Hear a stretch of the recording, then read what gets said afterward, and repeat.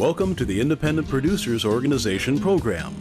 This is the program that showcases independent producers, their productions, and provides a forum for discussing issues which affect independent television producers here in the Pacific Northwest.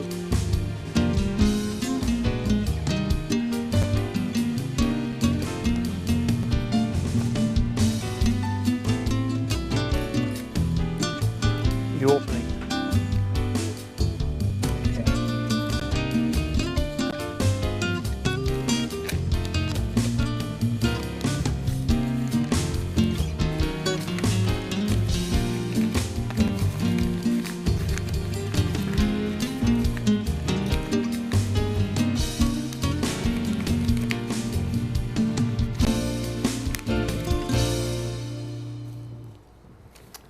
All right, welcome to the Independent Producers Organization Live Showcase. We do this program once a month. I don't believe we have the audio lead in there, so we'll just introduce it. We do this program once a month on the second Wednesday. I don't even know how long we've been doing it, probably 10 years. And we spotlight local producers, which is what we're going to do in the second hour. And we bring on videos about things that are going on and just talk about different issues that are quite often local, but sometimes, you know, state and national as well. The first, we're just going to talk a little bit about maybe the past election, and then we can move on to a video that I'll introduce when the time comes. But I want to first off thank the crew. The crew's in there working away, some behind the camera, and also my co-host here, Richard Carpenter, who's been active out at not Metro East, a little bit out there, but in Tualatin Valley as well. In fact, our guest in the second hour is a producer out there. Yes, he is. Yeah. Very active. Darkwing Productions. Darkwing Productions. Yeah, You'll quite get a name. Yeah, Darkwing, that's good. You'll get all that information about Dennis Gleason when his segment comes up. But what I was just getting some emails today that the folks on the Yes on 92, which is genetic GMO labeling, genetic engineered labeling, aren't giving up the ghost. I think it started out. They said it was said that they lost. I think that night of the election, or Tuesday or Wednesday, and they were like 21,000 behind, and Multnomah County still hadn't been counted. And then I got something that says they're 8,000 behind, now 6,000 behind. So I guess they're shooting for a recount at 3,000, and it could happen. Have you heard any other information? Well, at one point, it was 0.8% difference.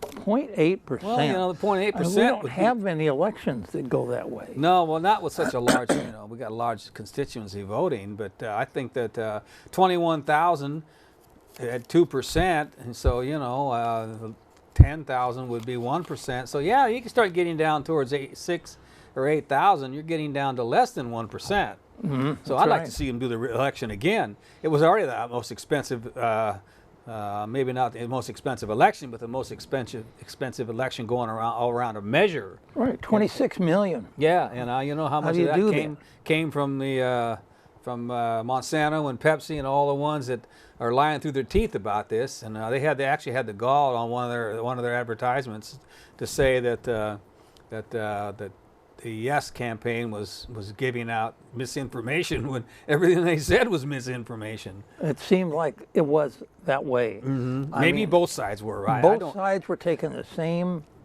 Mm-hmm. It's like you couldn't tell the difference. You got to fight fire with fire. Yeah. Well, as I was talking to Dennis, Darkwing Productions, he's familiar with video industry. I was asking him why the hell did the No on 92 had such lousy video. I mean, it was off the screen on both sides. It just looked very unprofessional. Oh. And I'm sure they were professional, but somehow they just didn't get that part together. And the Yes did. The Yes got some folks that.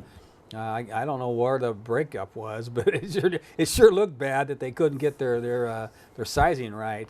But anyway, I'm still hoping for Yes to win, because that's the only way we're ever going to find out if really is it going to cost farmers more? Is it going to cost the people more?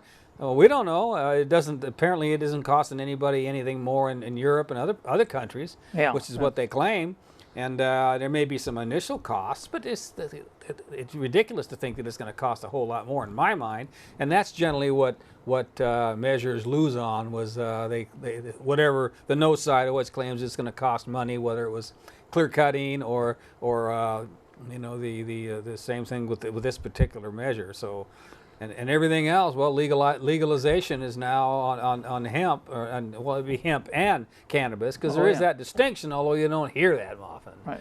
You know, the hemp is actually they grow it tall and thin, and it's for fiber, whether it's for textiles, paper, clothes, or whatever. And that's a whole different thing than growing it for medical use or for you know, just smoking it for entertainment or whatever it is. So it passed. So, and it did in Alaska as well. So we're 4 states now that's legal, and 24, 25 that's medical. Maybe federal government will wake up and smell the marijuana here pretty soon. Anyway, on the 92. 92. I just wanted to say the thing that really got me going in the very beginning, months ago, I heard a talk about how the farmers were being sued because their stuff was blowing over into Monsanto's growing area. Actually, it was the other way around that I heard. Whatever. Yeah, Monsanto's was pollinating the crops that were non-GMO in the area, and instead of the non-GMO crops suing them because they were organic, grown organic, suing them, they sued the folks that their stuff actually adulterated their crops, and sued them in Canada and got away with it. A fellow named Percy. I don't know if it was his first name or last name, but he and the farmer lost to Monsanto. Well, that's just what always happens. That wasn't right. All I knew is that wasn't right. The whole thing. That kind of puts a sour taste in your mouth for the giant corporations, the David and Goliath thing. Well, Vermont passed it. You know, you keep hearing that no state has done this, but Vermont did it. Oh. And I also got something in the email about 4 counties in California: San Rafael, or Marin County, which is just north of San Francisco. All of them are in the left coast, of course, and of course the 2 counties in southern Oregon, and a county in Washington, or a city in Washington, I forget which, banned it completely. So it isn't just labeling. I mean, there's people that are banning this, just like other countries. There's labeling in other countries, but there's also GMOs. I think Japan and some other countries have banned it completely. So, you know, it's an uphill battle, but I think it's eventually going to happen, because more and more people are waking up to it. If it wasn't this close 2 years ago or whenever it was when this was voted on, it was much further apart. And it's the same with the marijuana one. I mean, it flunked in California and it didn't pass here, but you know, it comes back around and people get a chance to get more educated, whether it's about the use of marijuana or it's about labeling your foods. Eventually, you know, people start paying attention and it passes, which then there's going to be a big court battle, like, you know, Vermont's getting sued and they're probably suing the farmers in Southern Oregon too. All over nothing. Yeah, all over the fact that people just want to know what's in their food, you know. And if you ask the people that voted no, they probably think it's a good idea, but they get caught on all these side things that they come up with all these side issues that really aren't significant compared to the fact that, do you want to know what's in your food or not? And so that was that. So, you know, we've got a fella coming on the second hour, and we're going to play a little video. Is there anything else that you want to bring up before I introduce the video? Well, I didn't know if you want to talk about any more issues, or do you just want to go ahead with the video? Well, we could probably go with the video. I don't really. Most of the ones that were I thought should be controversial was the one for driver's license for undocumented workers, and that just got 2 to 1 against, which I expected, but I didn't see any pros and cons at all. I guess the no figured that they had it in the bag, and they did. And I'm trying to think of some of the other ones. Which is kind of surprised me that you mentioned it. The open primaries got defeated, and it always gets defeated, trounced. This is the one where, if you vote in May, you end up with just one person to run against the person later. Well, what it is anybody can vote in the primaries, whether it's Republican or Democrat, and so they just take the top 2. Whether they're both Republicans or one of each or both Democrats. And a lot of people were against that because they thought that things might happen, so you might only have 2 Republicans running. And then that was an issue, and maybe that's what people are afraid of, because it hasn't passed. It just ran through many years ago, and it got trounced, and now it got trounced again. And you know, just like the sales tax. They keep bringing that up every few years, and it gets. Oh yeah. And fluoride, it keeps getting brought up and getting beat down. So Oregonians, apparently they know what they like and they know what they don't like, and there's some things there's room for error and room for movement. Like with the finally the movement forward with the legalization, which there's reasons for it and there's reasons against it. And apparently that it's going to be a law of the land. I thought it was December. But apparently you can have some on your person starting in December, I believe. But as far as being able to go out and buy it and all, that's going to be another year or so. And then there's always bringing stuff up again, the gas tax, not the gas tax, the being able to put gas in your own car. Gas companies really want you to do that so they don't have to pay people to do it. Right. I'm all for it. And but then it's the same price in this state and the other states that where you can put the gas in yourself. Yeah, I know in Washington, I drive up in California, sit there sometimes for a couple of minutes before I figure out, I got to do this myself. And I don't mind it, but I can see how someone's maybe dressed up, or or someone that doesn't really understand it. But that I didn't realize that was coming up. They draw on signatures for that now. No, but it's probably gonna happen again. Going to happen again, yeah. Well, the only no part they say is because you don't have as many employees. But I've been to those down there and that have pump your own, and it didn't seem like it's any more skeleton crew than anywhere else. That's right. Work gives people work up here. Yeah. So, well, if it gives them work, it's a they good need thing. work. Good That's thing. where I entered the workforce, is pumping gas for my dad. Oh. And okay. that was a long time ago. I was in the 60s. And the gas was 18, 19, 20 cents a gallon. Oh yeah, Fill your tank for $5. But those days are over. So, but anyway, with just kind of a rehash and a recount. There's not really too much to say except to cry for 92, and that still may not be over. So we're going to keep our eye on that. And on my show every week, we'll talk about that later if there's a recount or something like that. I'd like to see a revote. A recount, I don't see how that's going to do much difference, but we'll see. So. But I think last month I played a video, a little 12-minute clip of Blumenauer. He had an event that I thought was a great event. It was the 50th anniversary of the Wilderness Act. And he gave a little 12-minute talk, and then 5 people talked after him for just a few minutes apiece, talking about the move to make wildernesses down in Waldo Lake and Crater Lake, and I think 5 different places down in the Kalmiopsis, which is a wilderness, but there's another area they'd like to make into a wilderness down there. And there's 5 people from 5 different organizations that talk about this.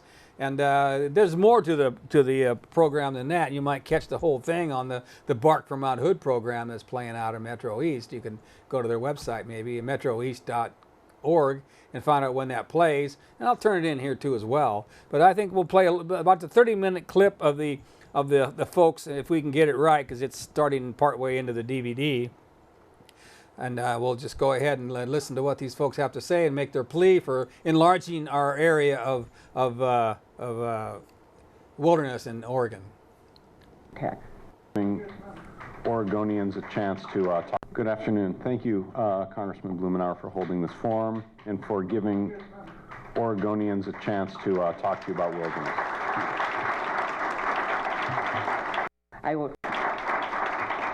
I think the way this works is the longer I talk, the less time you have to listen to Andy, but since he's entertaining, I'll be as quick as I can be.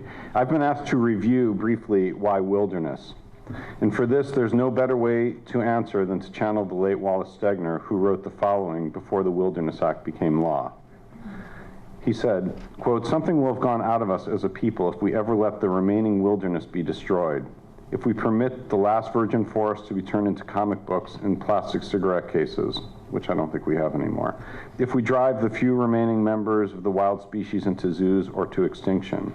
If we pollute the last clean air and dirty the last clean streams and push our paved roads through the last of the silence, so that never again will Americans be free in their own country from the noise, the exhausts, the stinks of human and automotive wastes. Without any remaining wilderness, we are committed wholly, without chance for even momentary reflection and rest, to a headlong drive into our technological termite life, the brave new world of a completely man-controlled environment. We need wilderness preserved, as much of it as is still left, and as many kinds, because it was a challenge, the challenge against which our character as a people was formed. The reminder and the reassurance that it is still there is good for our spiritual health, even if we never once in 10 years set foot inside it. It is good for us when we are young because of the incomparable sanity it can briefly bring as vacation and rest into our insane lives. And it is important to us when we are old simply because it is there. Important, that is, as an idea. We simply need that wild country available to us, even if we never do more than drive to its edge and look in. For it can be a means of reassuring ourselves of our sanity as creatures, a part of the geography of hope. With poll after poll showing consistent support at about the 75% level amongst Oregonians for the protection of these resources and values on public lands, Stegner's words ring just as true now, if not more true, than they did 54 years ago when he wrote them. Much of our public domain has already been scarred by industrial forestry, oil and gas development, ill-placed renewables development, and irresponsible off-road vehicle use. We simply need places where nature prevails and where human impact is substantially unnoticeable. Nationwide, we must do better. Less than 5% of all Bureau of Land Management managed lands and less than 20% of all U.S. Forest Service lands are permanently protected as wilderness. In Oregon, we have far too little. Just 14% of our national forest lands and 3% of the BLM lands in our state are protected as wilderness. For humanity, for our children, and for our geography of hope, we must do better. Thank you, Congressman. I'm Andy Kerr with the large company. That means I consult for a bunch of environmental organizations. And as Ken noted, Oregon doesn't have enough designated wilderness. We do have 47 areas over the years, starting in 1964, totaling nearly 2.5 million acres. But that's not that great. There's a lot of existing areas out there that ought to be wilderness. How did other states do? You know, that great environmental bastion of Idaho has 8.5%. Nevada, Washington, you name it, pick a state around Oregon, and they've all have a larger percentage of their lands in the National Wilderness Preservation System than does Oregon. There is pending legislation in this 113th Congress. You know, I don't tell Earl, but I hear Congress is kind of dysfunctional right now. And I hear it was more dysfunctional just before the Civil War, but I wasn't there, I can't speak to that. But there are these wilderness bills that are pending, and the word is pending. They're not moving right now. We have some hope, but we'll see. So about 100,000 acres, that's not a large number. Important areas, these are very vitally wonderful areas and worthy, but we could like some more. Fortunately, there's others, as Earl said, it isn't just about wilderness, it's wild and scenic rivers and the Columbia River Gorge National Scenic Area and things like that. So there are various wild and scenic rivers and special management areas and old growth protection zones and drinking water supply protection and expansion to the Cascades-Siskiyou National Monument. All these things are pending in Congress. So we'll see if they move soon. Now, Oregon has a lot of roadless acres, generally forested or desert, and you can see it's, you know, millions and millions of acres of land. All of that is worthy of going into the National Wilderness System. It's roadless, it's natural, it's wild. The big ones, I swear to God I put Waldo on this, I did, and I didn't hit save at the right time, so I apologize to those Waldo Lake people here tonight. But let's not forget the rest of the areas in the Oregon Desert. There's other areas out there. There's millions of acres of BLM wilderness study areas and other lands that have wilderness character that need to become part of the discussion. As well, there are national forest areas that need to be part of the discussion. And Oregon has more. While we have the least amount of wilderness, we have proportionally the highest fractions of units in the National Wild and Scenic Rivers System. So we've done better there. We're better than average compared to other states. But we also have some designations that we need to worry about, like some new national wildlife refuges. We need a marine fractions of sanctuary off the Oregon coast so we never drill it for oil and gas. We need to add the wild and scenic rivers. We need new national forests. Frankly, we don't have enough. It's a political fight about wilderness. It's just, that's what it is. It's a political decision we make as a society. So if you want to learn more about these areas, these are two excellent books I cannot recommend enough. Oh yes, I guess I did write them. The thing here is that wilderness is a political decision, and as you can see, Oregon has 5 congressional districts, and they're all the same amount of people. They start out with the same amount of people, but this is 72% of the land area of the state. That's Representative Walden's district. Earl's district up here is 1/2 of 1% of the state. Same amount of people, but there's a lot of wild land here, and there's Portland here, and it's not as wild as it used to be. So as you can see by the, actually 1% has gone up from the last election. So, you know, who's in Congress makes a difference. And, you know, but we can't let just a member of Congress from that district make a decision about whether to save an area's wilderness or not.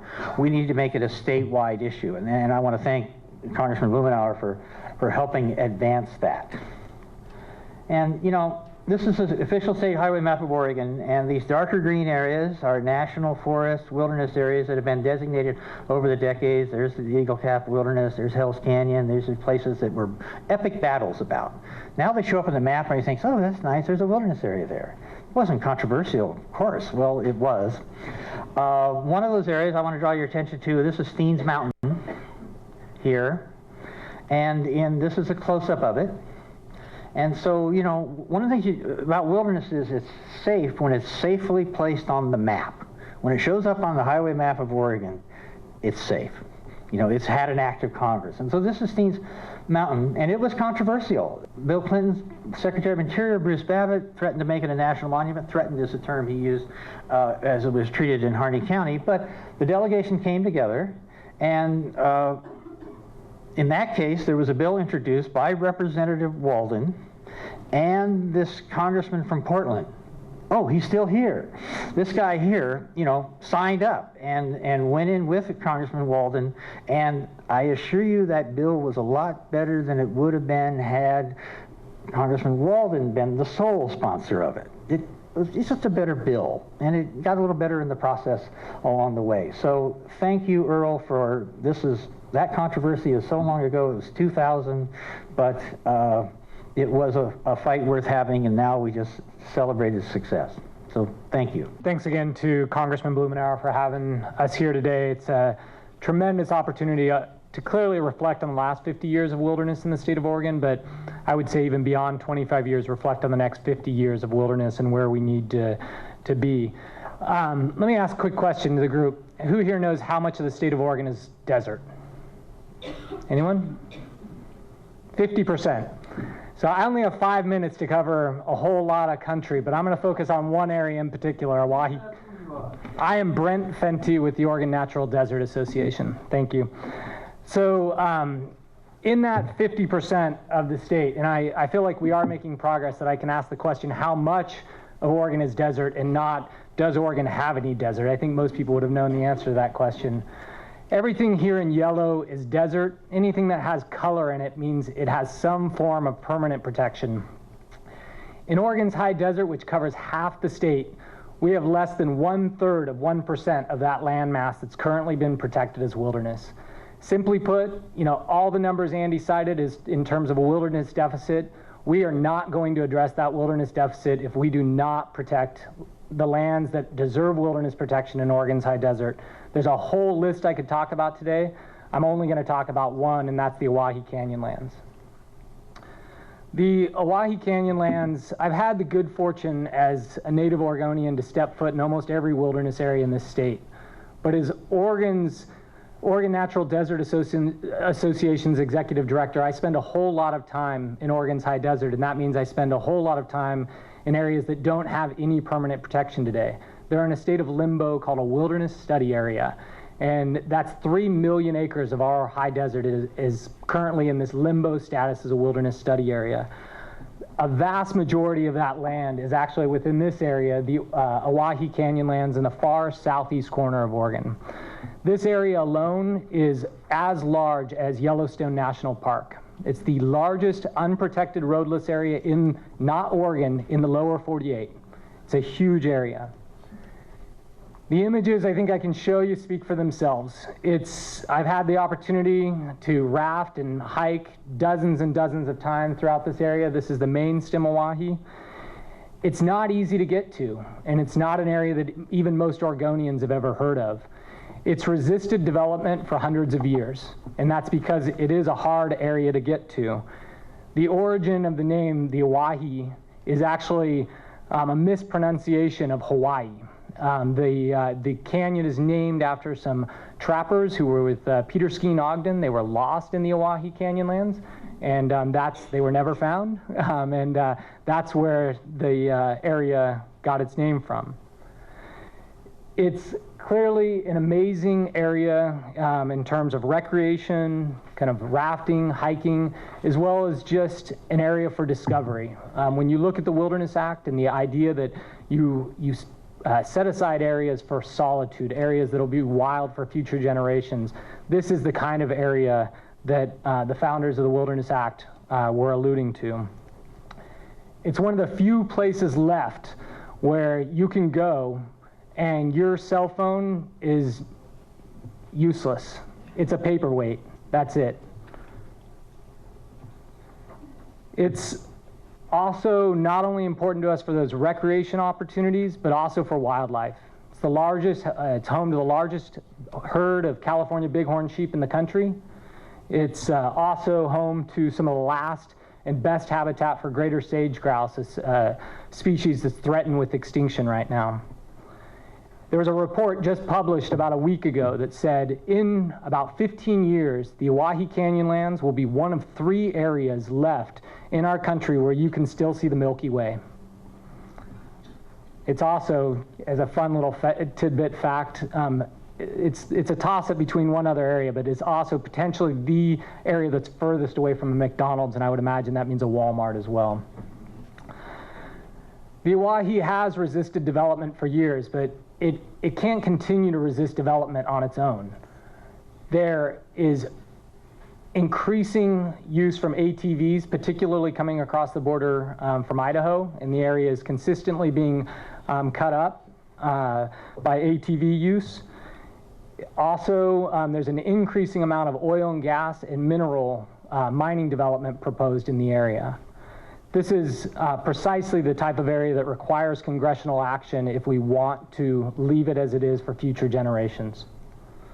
We've spent a lot of time over the last 6 months to a year, really the last several years, reaching out to folks to raise awareness about this important area because it's the only way it's going to get the protection it deserves. We've had folks starting to canvass here in Portland over the last 6 months. Maybe you've seen them around. These are a couple of our great volunteers collecting over 5,000 petition signatures in the last few months alone.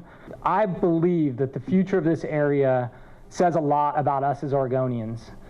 And it's ironic, as Andy mentioned, the state of Idaho to our east, that's not exactly seen as being particularly progressive on conservation issues, protected their side of the Oahe in 2009. They set aside 500,000 acres of wilderness on their side of the Oahe Canyonlands.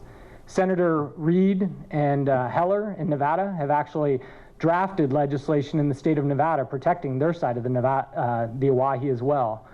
The Oregon side, unfortunately, has seen no such activity. So I would ask you all to join us in rectifying that situation and giving this area the protection it deserves. There's petitions in the back you can sign on to. There's a website dedicated to the Oahe Canyonlands at wildoahe.org. And to Representative Blumenauer's question, what will Oregon look like and wilderness look like in 25 years? My earnest belief is that this area will be the largest wilderness area in the state of Oregon at that point, and it will be joined by a number of other areas in Oregon's high desert, and then we will start to see the state address the wilderness deficit that we currently suffer from as a state. So thank you for your time. Hello, everyone. I want to first thank Congressman Blumenauer for hosting this event. It's an awesome opportunity to show Oregon and Oregonians what we really care about. And for showing up here tonight. It's a great testimony for me to keep doing the work that I'm doing. I'm Bridget Callahan. I'm the Wilderness Campaign Organizer with Oregon Wild. We are a statewide conservation organization. We work to protect Oregon's wildlands, wildlife, and waters. We're celebrating our 40th anniversary this year, which is pretty cool, founded in 1974. And we've been instrumental in securing about 1.7 million acres of wilderness in Oregon. We've worked to protect 95,000 acres of the Bull Run watershed, safeguarding Portland's water, and almost 1,800 miles of wild and scenic. So we work on wilderness campaigns across the state, and I'm going to highlight just 2 of those for you tonight. So first up is Mount Hood. In April 2009, President Obama signed into law wilderness protections for parts of Mount Hood and the Columbia River Gorge. While this historic accomplishment was a huge victory for conservation and quiet recreation, several key areas did not make it into the final plan, such as Tomonimus Falls featured here. These areas are home to 500-year-old ancient trees, salmon runs, beautiful scenery, and world-class recreation. Areas like Boulder Lake and Salmon River deserve this permanent protection as well. So we're looking to add about 18,000 acres to the Mount Hood Wilderness area and give it finally address the unfinished business that it deserves. So the second area I'm going to introduce you to is Crater Lake. That's right, Crater Lake is not designated wilderness. Why is it not designated wilderness? Well, let's start with addressing and asking ourselves why it should be. The first 2 answers are pretty obvious. It's our state icon. It's our only national park. It's the most popular of Oregon's 7 wonders. People come here from wide and far to visit the area, take in the beautiful scenery, go for a drive around the rim, or go for a hike. Here's a map of Crater Lake. So the orange square that you see indicates the national park, and then the dark green areas represent what's currently wilderness. So what you can see is there's just these little islands. And note that the actual park itself is not designated wilderness. Here's our proposal. We would like to add about 500,000 acres to Crater Lake and the surrounding backcountry and give this area the protection it deserves. And I just want to note that our proposal does not include existing roads or infrastructure inside the park. So Rim Road, the lodge, restaurant, gift shop, those areas won't be impacted. Our proposal is really looking at the vital backcountry, the wildlife and recreation corridors that go in and out of the park. So what's outside of the park that's worth protecting? There's so much more to Crater Lake than just beyond the rim. Areas such as Big Marsh. This is northeast of the Crater Lake area. It's a really unique high elevation marshland. Areas like Brown Mountain to the south of Crater Lake. Chokotee Falls to the northwest. All of these areas are open to logging and just as worthy of protection. Something to note, Crater Lake and the surrounding backcountry serves as the headwaters of our most iconic rivers in Oregon. This is the Klamath, Umpqua, Little Deschutes, and the Rogue. This picture right here is of Rough Rider Falls, which is currently unprotected, and this area is where the Rogue River actually starts. And while humans enjoy the area, this landscape also serves as a refuge for wildlife. So part of the proposal that we're looking at is looking at the wildlife migration corridors. So as we're starting to experience the effects of climate change, wildlife biologists stress the need to keep these wildlife migration corridors intact so that wildlife have the opportunity to move into areas northern and also higher in elevation. So I had a really hard time going over the values and trying to condense it into 5 minutes of Crater Lake. But I quickly want to just say that we're proud to partner with our other organizations such as Environment Oregon, Umpqua Watersheds, Crater Lake Institute to work on protecting Crater Lake. I'm just so happy to share this area with everyone. I truly believe that there are many ways to participate in democracy in addition to voting on Election Day, and this is one of those moments. So thank you for being here. My name is Joseph Vale, and I'm with KS Wild, Klamath-Siskiyou Wildland Center. And we are a group in Southern Oregon. We work on the greater Klamath-Siskiyou region of Northwest California and Southwest Oregon. And we work on forests and wild rivers and wilderness down there. There's a picture of one of our rivers down in Southern Oregon. We've worked on places like the Wild Rogue, which you've heard about earlier, and the Oregon Caves expansion and the Chetco River protection. So these are really special places down south. But today I'm going to talk about a really special place called the Kalmiopsis. Has anyone been to the Kalmiopsis? Can anyone say the Kalmiopsis? No. So when we do our work to try to protect a place, we work with a lot of different people. There's a lot of different groups, a lot of conservation groups, but we really try to work with the local communities and with people, with businesses, like the comments from Senator Wyden talking about the economic development that can come from protecting these places. And the Kalmiopsis is a place like no other. It's enormous. Some of the things that Brett said about the Oahe are true about the Kalmiopsis. Here it is. And you can see it's a big, wild area in our state. And there's lots of unprotected roadless area around it. And it's filled with wild rivers and rare plants, and it is one of the largest wild complexes left on the West Coast. But the area is still unprotected. And when we heard that mining companies were using the 1872 mining law to come into the South Kalmiopsis to stake these huge claim blocks to mine in the headwaters of the Smith River, the Illinois River, and Hunter Creek on the coast, we started a campaign to try to protect the place. And we reached out to the local communities, we reached out to a lot of people that have worked on it, and we stumbled across this guy named Zach Collier, who I'm gonna have you talk about it, because he's led trips all over the world, and he's actually from Hood River, Oregon, and it was just incredible to partner with him on this campaign to really showcase the values of the place and see him lead trips into the place and just see people that fall in love with the Kalmiopsis. So I'm going to let Zach tell his story of the Kalmiopsis.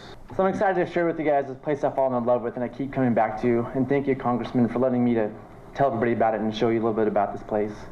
I fell in love with the Illinois River first. It's a beautiful river that flows to the northern end of the Kalmiopsis. It's famous for its just bluish green clear water. And I'm a rafter, so we rafted it. And I've also hiked it. This is the this is the Illinois last December. The key is it has this beautiful green water that's found few places in the world. And the Kalmiopsis is known as a big, vast, very hard to get to area. This picture shows that, but also the beautiful Illinois River flowing through the Kalmiopsis, and it's a great way to see this wilderness areas by a river. So the Illinois flows through the northern part, and after paddling a few times, we wanted to see what else the Kalmiopsis had to offer. So we went and checked out the Chetco River, which flows through its heart, and the only way to get in is by hiking. And here we are hiking our kayaks up over Chetco Pass, and you can see the burnt trees. The burnt trees come from the biscuit fire, and a lot of the Kalmiopsis has been burnt by the biscuit fire, but when you get down to the Chetco, it's just really lush and green. And it again has that special bluish green water that all the rivers of the Kalmiopsis and around have. After the Chetco, we kept exploring. We wanted to see what other rivers there were to check out. So we went south, and so just south of the Kalmiopsis, you'll see Rough and Ready Creek down on the right, and we decided to paddle it. So we hiked in and paddled this really special canyon of this reddish rock, and this reddish rock is called serpentine, and the serpentine is really low in some nutrients like nitrogen, which bring a lot of really interesting plants, and there's more rare and endangered plants in this area than anywhere in Oregon because of this rock. This rock also is high in a lot of minerals, which has brought mining in, and there's a huge threat to these creeks because of the mining that wants to come in. This is Rough and Ready Creek in the winter, just very stunning. And just to the left, or just to the west of Rough and Ready Creek is Baldface Creek, another really special creek that's very similar. Rough and Ready flows into the Illinois River, and Baldface Creek flows into the North Fork of the Smith.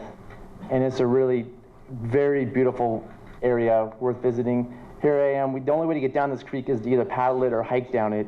And here we are crossing it and then paddling down on little alpaca rafts. And for those of you who've been on the Smith River, hopefully recognize this like bluish green water that kind of represents the area.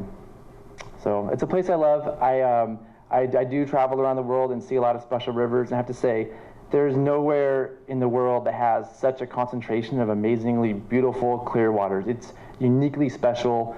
It should be a national park, but at the very least, I hope we can go back and add this little chunk right here onto the wilderness. Though a lot of it's protected, but this little chunk down here definitely needs to be added. Thank you. Hi there. My name is Rhett Lawrence. I'm the Conservation Director for the Oregon Chapter of the Sierra Club. Thank you, Congressman Blumenauer, for this wonderful opportunity to come speak about a very special place called Waldo Lake.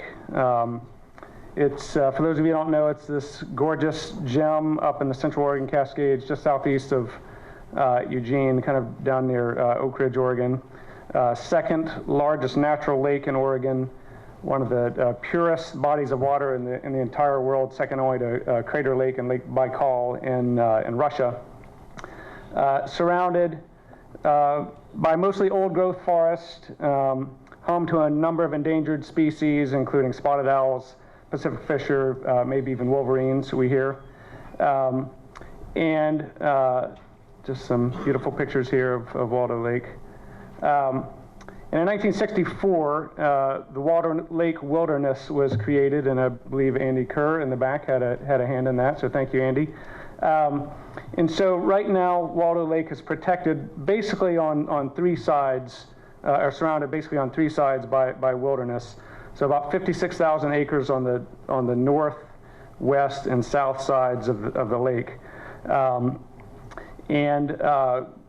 But leaving, as you can see, a fair amount of land unprotected by wilderness designation on the east side of the lake.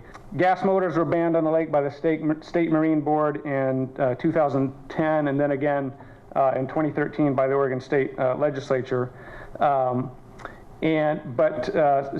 right now there's a ton of land on the east side of the lake that is without permanent protection, so still subject to future logging, motorized vehicle use, and development. All of that land on the east side is right now designated inventoried roadless area. And it's sort of being managed as sort of de facto wilderness by the Forest Service right now.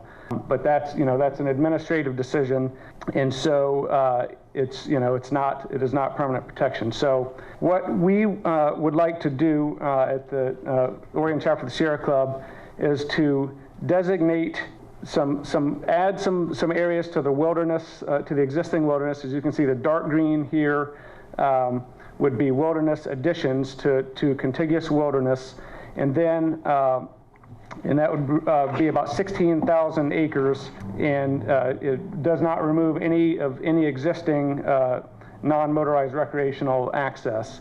So our proposal would add those 5 dark green areas to existing wilderness, and then create for these other areas, the sort of medium green, a Waldo Forest Conservation Area. So it would be about 80,000 acres in total, modeled on a concept from the Bureau of Land Management called the National Conservation Area. And it basically, can be tailored. A forest protection area could be tailored to whatever level of protection you wanted to add to it. Could allow non-motorized recreational use. There are a few mountain bike trails that are quite heavily used coming up from the east side, from the non-designated Forest Service land over there, coming up through there to the lake. There's some existing campgrounds on the east side of the lake. And so our proposal would maintain those existing inventoried roadless areas, doesn't expand them though, other than adding the wilderness designations to the dark green sections. Would protect the old growth stands of trees there, maintain that amazing level of water purity in Waldo Lake, and prevent any further future human development around the lake. So we've had some conversations with the Forest Service already. As I say, they're essentially managing this area as sort of de facto wilderness now. The Forest Conservation Area, basically would enshrine their current management process, but make it a permanent designation. Importantly, in this campaign, we also have worked closely with the mountain biking groups to sort of join hands and go in because we knew trying to designate the whole area around Waldo Lake as wilderness, while some of us might really like that in theory. you know, it's hard enough to get wilderness designated under any circumstances these days. But you know, with the vociferous opposition from the mountain biking groups, we knew it would be essentially a non-starter.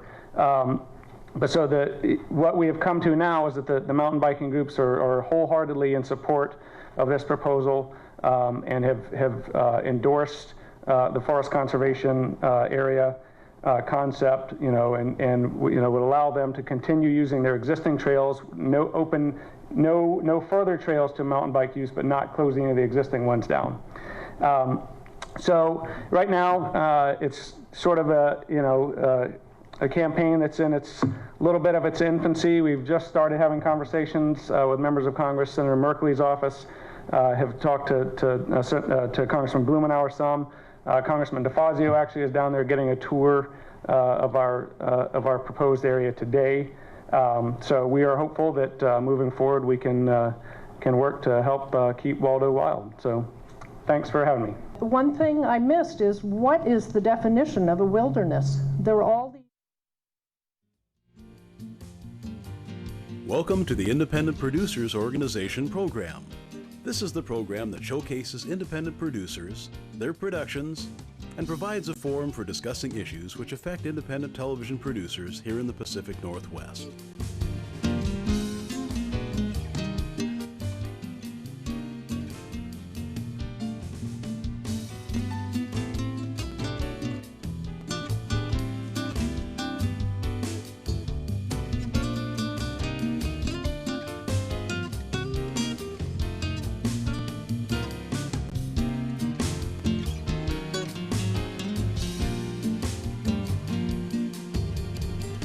Hello and welcome to the Independent Producers Organization. My name is Dennis Gleason and I am hosting for today's second part of the show. And I hope you're really entertained with our different guests that we have. We have an opportunity to talk about various different things related to productions in Oregon and the Midwest or Northwest area. And I happen to do a lot of productions here, and I'm very happy that one of the programs we're going to talk about today, Teen Idol, is one of the bigger programs I'm very excited to be involved with. I have here with my first guest, I have here Jen Rushin. Jen Rushin is not only a finalist from our program from a previous year in 2009, but Jen's also on our board of directors for our foundation that we created. She's a former finalist in 2009, third runner-up, is that correct? Yeah. And she's also been our event director last year, and she's going on to be the English program director with our new expanded program. So what we're going to do is we're going to go over, talk a little bit about the projects that I've been working on, the projects related to Teen Idol, and we're going to get an opportunity to see and talk to some of our Teen Idols that are from this year's program. So hope you sit back, relax, and have some fun. Have some popcorn. Probably not that quite exciting, but hope you learn something. So my information will be on the screen throughout the program to talk about, or to let us know if you have any questions, how you can get involved in productions that we're doing, Teen Idol specifically, and again, I hope you enjoy the content. So first of all, I want to talk a little bit about Teen Idol in general, what Teen Idol is. Teen Idol was originally created back in 2007 by the City of Portland Parks Bureau, and I was very fortunate to be able to go on and help out with the program in 2008, so the first finale that I worked on, and then 2009, voila, you had the opportunity to be involved in it, which is awesome for you. Now, tell us a little bit about your experience. It was just a singing competition back then, but how'd you find out about it? How'd you feel about going through it, and what do you think you learned from it? Well, I found out about it. There was a banner up at a restaurant I was at. Okay. And I was thinking, wow, I love to sing. Okay. I'm extremely shy, and I'm afraid of people. So how am I going to do this? And so actually, the year before that was the first time I'd auditioned. Okay. And I didn't get through. I had complete stage fright. I really just stood in the middle of the audition room and froze up. Yep. And mumbled a few words. And so the next year I tried again, and I actually became a finalist and placed. And so the audition process the first time was terrifying, but I learned from it. Did you? Okay. Yeah. You learn from going through auditions and building that confidence and realizing that, especially with a program like Teen Idol, the people who are judging you aren't really judging you. They are there to help you. They're there to help you grow into a confident young adult. I didn't pay her to say that in case I wanted to. But that's part of the program, right? It's it's not like some mainstream programs or competitions where you're there to beat the person behind you or in front of you, and you're hoping that you'll place really high up, and that's really the only reason you're there. But it's really an educational tool. Yes. And now the one thing that strikes me the most is what you said was, I tried out, I didn't make it, but I was determined to not allow my own shortcomings be the reason why I don't succeed. Mm-hmm. And then you said, okay, well, let's just do this. Jumped on some kind of bandwagon of sorts saying, I can do this, I can do this, I can do this, and came back and you nailed it. Yeah. And you came a third runner-up, which was a really good placement. The people that were in front of you were top 100 of American Idol and 11th place in American Idol. I don't think that's very bad. I mean, that's pretty good when you have two people that are really high ranking in American Idol system out of hundreds of thousands, and you came in right after them. So that says a lot about you and your in the program. So that's very exciting. Now, unlike a lot of competitions, American Idol being one of them there's a tour. Yes. What do you think about the tour? Well, that was my favorite part, because for those, and I didn't place as high as everyone wants to win, and I didn't place as high as I wanted to. Sure. So everyone really, pretty much except for the winner, is going to be a little discouraged after the end of the competition.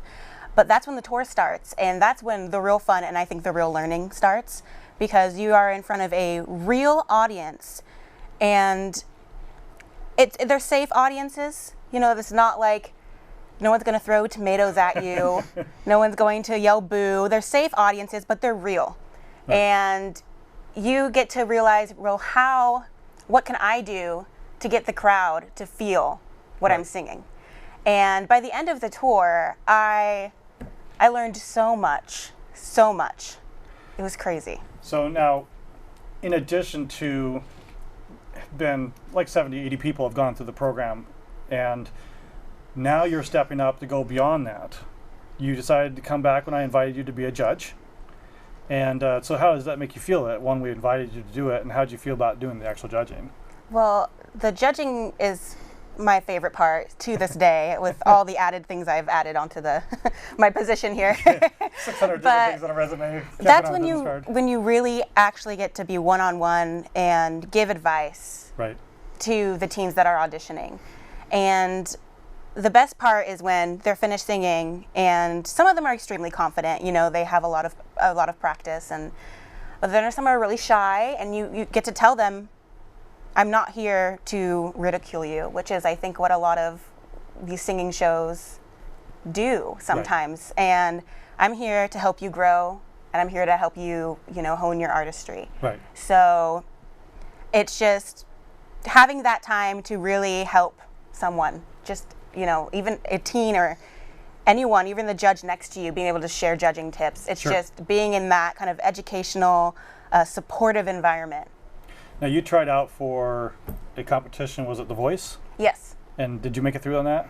I went down to San Francisco with another Portland Teen Idol finalist from the year before, and we auditioned together as a duet, and it was a very cutthroat. Yeah. Very. There were about, short story, no, I did not make it through, but they were about, I would say, over, 100,000 people there. Really? Wow. Yeah, and we were towards the end of the day, and so far, like, only 5 people had gotten through to the next round, which a lot of people don't realize on these singing shows. The round that you see, for example, The Voice, when it's the blind auditions, those people have already gone through about 10 rounds of producers. So this is not their first time with the show. They didn't just walk from the street onto the stage. There's a huge process. Right. And that's what's sometimes difficult for people when you watch quote-unquote reality TV. And, I have the opportunity to work with a lot of different productions that are, somehow national. We do some support work with American Idol where they let some of our students jump in ahead of line so that they have an opportunity, because we've had so many kids that have done so well. And so they are valuable programs. They provide entertainment, of course, what's there for, right? And it is important to understand that, it's Teen Idol, but it's not American Idol. We're not associated, we're not related to it, or in any of the other national programs. It costs nothing to participate in the program. And we're not there to necessarily judge you as much as we are to say, now is your time to go forward.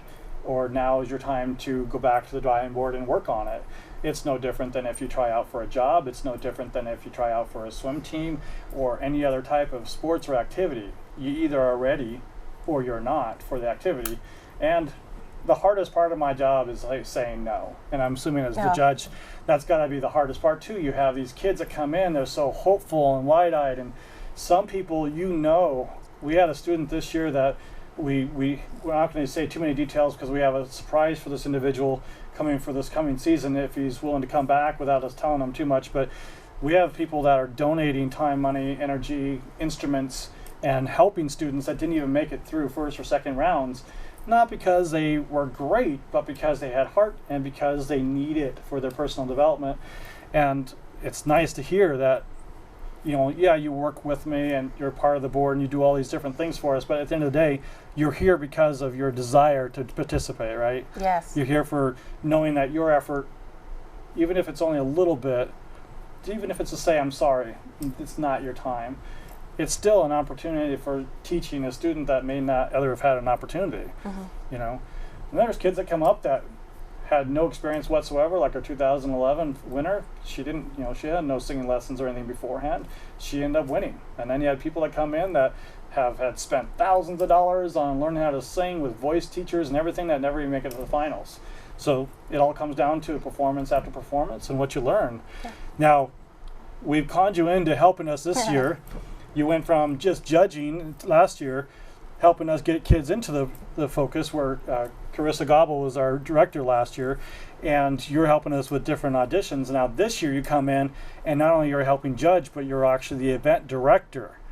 How does that, is that like a first time wham? Is that a lot of work or what? Yes, it was, you know, because I had no experience going into this. So I'm sure if I had a little bit of experience or just knowledge of the industry, it would have been a lot easier, but it was crazy. I'm just so surprised looking back that I actually pulled it off, that we actually had a program this year. I helped you though. Well, yes, you did. But I mean, I'm surprised that, you know, I just didn't say, nope, I'm done, not doing any more. Bye, Dennis, you know.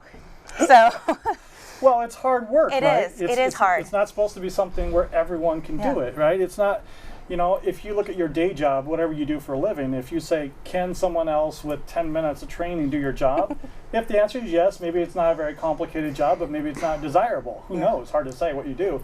But if you're someone that does a very complex job that takes sometimes months to orchestrate numerous different things together to an end result, where in your case you're talking to different people from the city of Portland, you're talking to different operators of facilities for space, you're talking to the students, you're talking to the venues that we're renting, etc., you're talking to caterers, you're talking to whoever to organize to get people to show up at a certain location. And I mean, from going to, because when I was first in the program, I was a freshman in high school, and so going from that very afraid of talking to people teenager to pretty much talking to people all the time in this position about, you know, things that are, you know, we have to do for the program. It's not like I can say, oh, I don't want to talk to them, I'll just, you know, just leave that. No, I have to get space for the finals, you know? Exactly. So you think it's helped your job prospects and your personal career development for the program? Yeah, absolutely.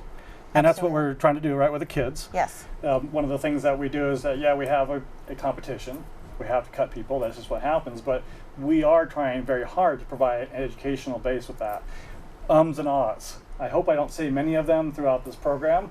Please send me an email if you hear a bunch of them. Count how many I do. But we drill the kids on that. We'll literally stop a conversation just to point out, stop saying ums and ahs, because everybody, even the president, will sit there and talk, and they'll say ums and other filler words without thinking about it. And it took me years to get to the point where I don't say it constantly. And it's kind of a normal thing for students not to be taught how to actually speak, especially when it's something they don't want to or they're not comfortable talking about. Yeah. And confidence is building is one of our biggest reasons for having a tour. Yeah, you can sing. So what? Can you perform? Not the same thing as singing. A lot of people can sing really well, but when they get on the stage, they freeze up, like you mentioned. You know, I have a relative of mine that tried out for a program. Very talented, got up on stage for a competition, completely froze. Next year goes up and ends up on the live shows. I mean, that difference between, just like you had, that experience. Yes. Now, we're talking about this for the IPO as far as independent producers because it is a type of very unique program that's being produced here in the Portland metro area. Although we are looking at expanding it, it's important to understand that a production like a competition that gets aired on television, because we've aired this program before, especially in 2008 we had several programs on there, and coming up in the next season we hope to have a lot more, and maybe even some live auditions, something to look forward to if you're a teen at home thinking, you know, I can sing pretty good. Well, you might end up having to audition on TV. And yes, you will have a pre-audition opportunity. Like she said, you'll have a chance to prove you know how to audition and then actually have the opportunity to go and do it on television against other people in the area. But exciting. And you're now looking forward to going from essentially the event director, but you're going from more of a single entity to now overseeing the new program, which will be 6 programs. So basically we'll have a Vancouver. So if you live outside of Oregon, within our current service area, Gresham, basically out in East Multnomah County, Clackamas, Washington County, the greater Portland area, and with Beaverton Teen Idol as a co-op that we work with. We work a lot with the city. I help create their program for them. We have 6 programs, and you get to handle all of the English program in both states. That's going to be... Are you excited? That's going to... Well, I mean, I'm excited. Very excited. Nervous, a little stressed, but, you know, it's worth it. I think I might have you a director already for one of the programs. That's good. And hopefully another one. So if you're out there and you're thinking, you know what, I love working with kids, teenagers, they have to be grades 7 to 12. You have some kind of singing or nonprofit organization background, you know how to do concert development, maybe you're a choir teacher, maybe you're a drama teacher or whatever, and you're interested in helping out to create programs, you know, we welcome you to let us know. You know, just send an email, info@teenidol.org, and let us know, hey, I'm interested. We go through an application and background check, of course, and we are looking for folks all over the entire Portland metro area. And, you know, things go well, and we're looking at expanding outside of Oregon in a couple of years. And most importantly, not just in English. So if you speak Spanish and you like to sing in Spanish, we have a Spanish program. We didn't have the budget this year, unfortunately, to do it, but the previous years we have. One of our students that did really well in our program helped us out because he did speak Spanish and he was able to sing, and we did have a director, even if we didn't get a program. And we're expecting, you know, hopefully to get our Russian program going and our stand-up comedy, and who knows, other things that might come our way. So if you're interested in anything entertainment related to kids, let us know. If you have a connection to doing something, then, you know, who knows, we might make a small little program just for what you're doing. But anything you want to tell the folks out there, anything that maybe words of inspiration for those students out there that have thought about not performing because they're afraid they won't make it, or they tried out and they didn't make it before? Yeah, I just want to say, you know, if you have any interest in singing, performing, being in front of an audience, or if you just like singing in your bathroom, just audition. Because if you are a really great singer but you're not a great performer, that first audition round, we're going to help you with that. It's not going to be like, well, you're not that great of a performer, you're out. It's not like that at all. It's going to be like, okay, we really want you to get to the next round. Here's what you can do to be a better performer, or here's what you can do, some vocal exercises so that you can strengthen your singing voice. Right. And so, you know, no matter where you are or how you feel you are in your state of singing and performing, audition. It's not that, I mean, it's not that scary. It really isn't. And most of it to the point, whereas even if it is scary, that's how you overcome it, right? It doesn't matter if it's a job interview. You have to go to it. So show up, audition. You don't do so well, you come back and you do better. But, you know, I think we had 4 kids this year. I think 4 of our students that made finalists this year had previously tried out and did not make it. And 4 out of the 13 that went on tour is an awesome number to know that that's a very large number of students that were said no in a couple cases numerous times. Last year we had one that was told no 3 times before they finally made it. They kept on coming back. They had the dedication. With that, let's go ahead and talk to our first guest here that we have. She's from this year's program, and she's one of our finalists, very talented, and has taken the tour and done so much with it, and has been able to step up her game. Ladies and gentlemen, Claire Neurones. Claire, welcome to the program. Hello, thank you. How are you doing this evening? I'm doing very good. How about yourself? I'm doing fantastic. You are on time. I appreciate that. It's always good when you have programs like this where you're starting live. You got to get there on time, right? So, a little bit about Teen Idol. How did you find out about it? I found out about it, well, I'd always known about it for a few years. I wanted to do it when I was like 12 or something, and I knew that you had to do it when you were 13 was the limit, but my mom wanted me to do it really bad, and so one year I was 13, and I think we missed the cutoff 1 year, so we were a little upset about that, but then I just found it the next year and then went for it, and yeah, so very excited. How old are you now, or how old were you when you started this year's program, and what school did you go to? I was 14. I'm 14 now, and I started when I was in Rosemont in 8th grade, and now I'm a freshman, so I started in 8th grade. And what school is it? Rosemont Ridge Middle School. High school. What's the high school you went to? High school, Westland. Westland High School, okay.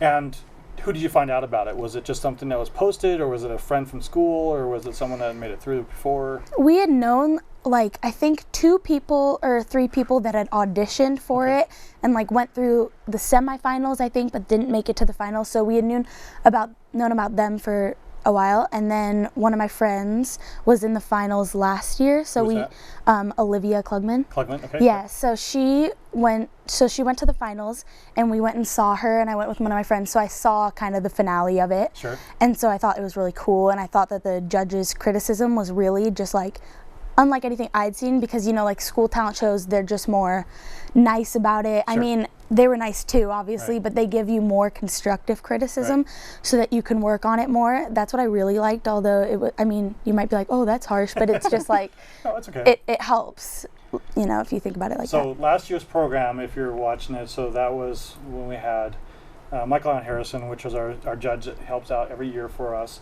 He was one I met that started this whole process back in 2008, or one I talked to originally, and we pretty much make sure that he's available before we set our finale date. That's because we believe so much in what he does and what his music does and what Snowman Foundation does, that we want to make sure that he's able to be included as long as he wants to be. And we had a blind judge last year, or for your year and last year. How was it being critiqued by someone that didn't care what you look like, that actually only cared about how you sounded? Were you a little extra nervous because of that? Yeah, it was a little extra nerve-wracking, I know, for like everyone else too, because it's like, wow, he can only hear us right now, so he's going to be extra critical, because, you know, maybe if something goes wrong in your voice and they can see you, that your performance might overpower your voice. Like if your performance is really good and you mess up on one thing, it's not going to matter as much, but for him, he's just really only hearing it, and he's critiquing it based on your voice only, so it's kind of more personal in that sense. So yeah.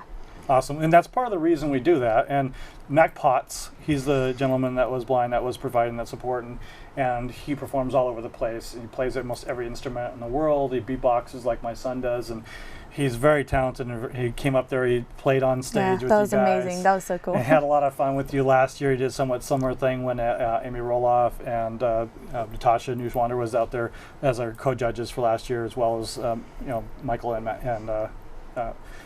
Mac Potts.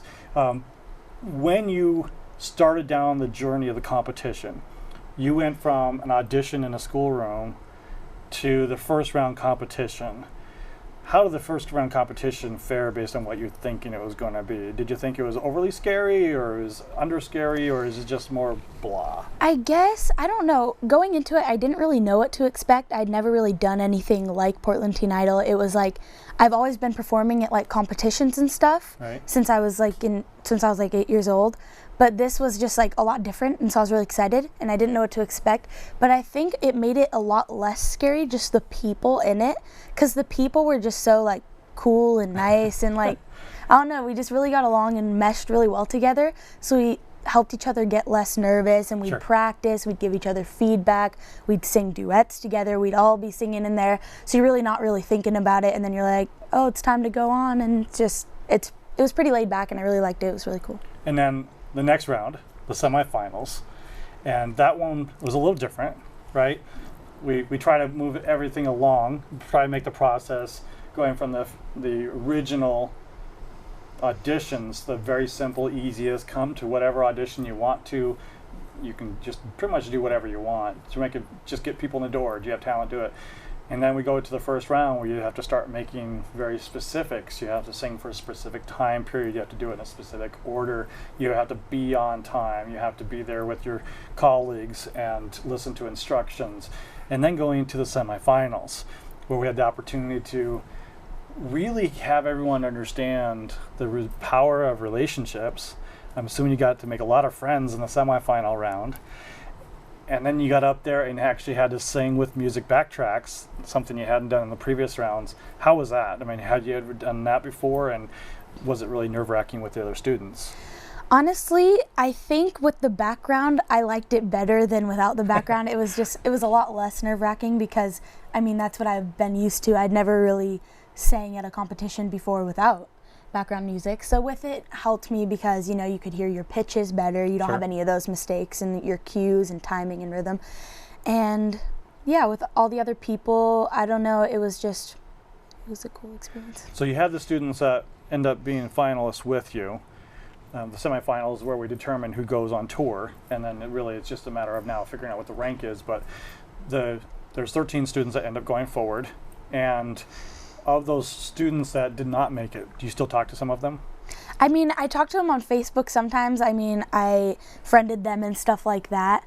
But of course, the people who stayed with the finalists, you talk to them more because you're going on tours with them and stuff. But yeah, it was kind of hard to, when we saw them go, it's just kind of like, oh, bye. Right. Like, well, one thing we did is we tried to do something a little different. We tried to get everyone to understand who you're working with and feel more comfortable about performing, and that way when you get up there you did the very best.